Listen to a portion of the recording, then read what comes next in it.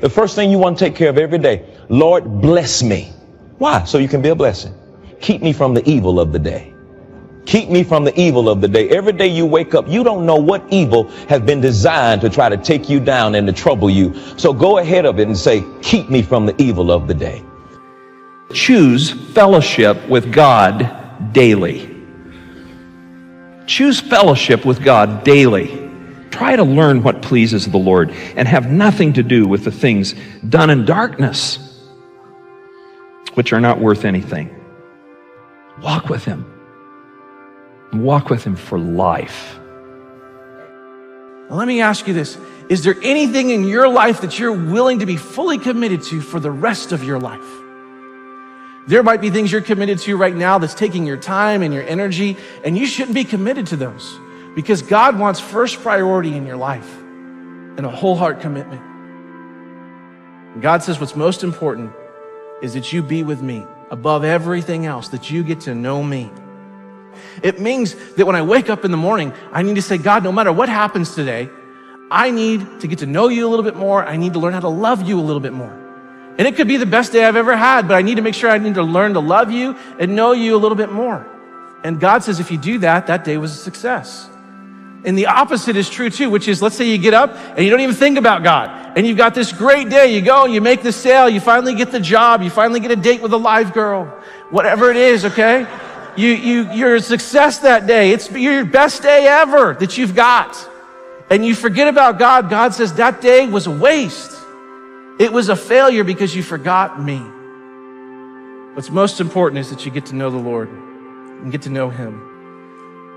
And it's a mistake that you and I make all the time in our lives where we don't think about inviting God into our daily experiences. And we think, God, I've got this. I got my dating. Don't worry about my dating. I've got it, God. I know what I'm doing. Oh, God, don't worry about my work.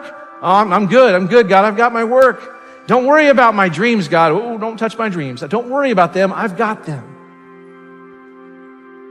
And we totally rule out God. Am I going to put my faith in my own wisdom, in my own power, in my own resources, or am I going to trust God? Am I going to let God do the battle for me and trust His power and His provision in my life? And the fact is that when we make that choice, we need to know that God wants to do battle for us. God wants to go before us in battle. He wants to go with you in battle. He wants to help you in your troubles and the problems that you have.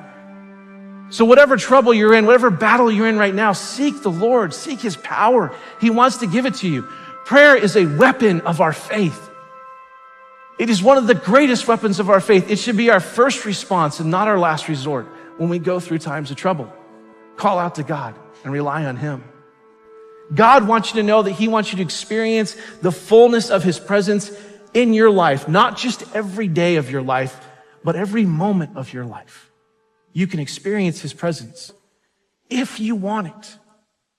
You can tap into it, and that's the promise He gives us. He promises His presence in our lives when we seek after Him. You may go through deep waters. You will go through deep waters in your life, but you will not drown. You will go through storms in life, and God will get you through those storms. And when you go to battle, you need to know that God wants to be there with you and protect you, and you will not be destroyed.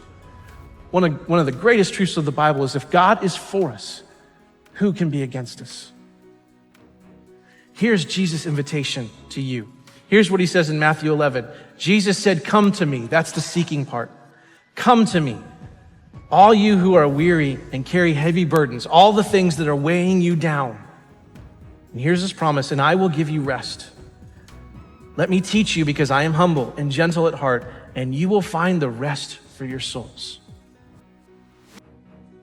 And so what I can tell you with great honesty and sincerity is that if you're in the desert and you're in the battle and you've been in there for a long time and you're gonna be in it, God's presence will be with you and He will protect you and He will give you the rest. And I have found if I have that, that is all I need. I don't have to have the answers.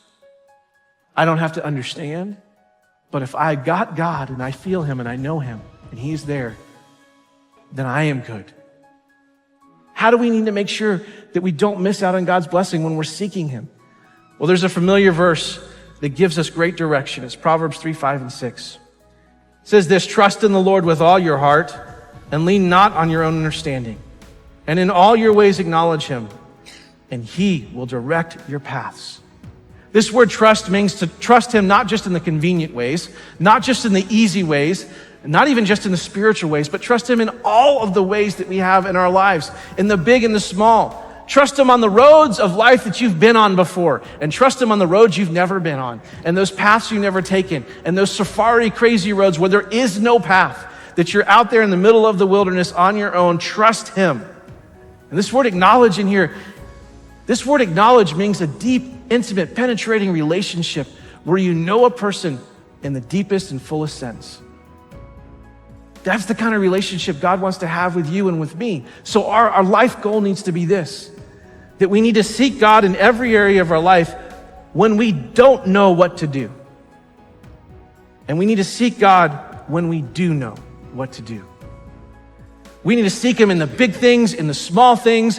We need to invite him into the conversations. We need to invite him into daily life, because yesterday's victories don't determine today's successes. And even when you think you know how to answer the problem that you're in, you still need to go to God.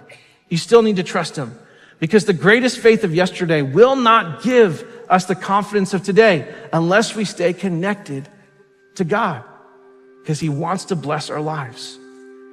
God wants to have his best for your life. He wants to have his hand on your life. He wants to give you the protection and his presence and rest and hope and all the things that he wants to do for you.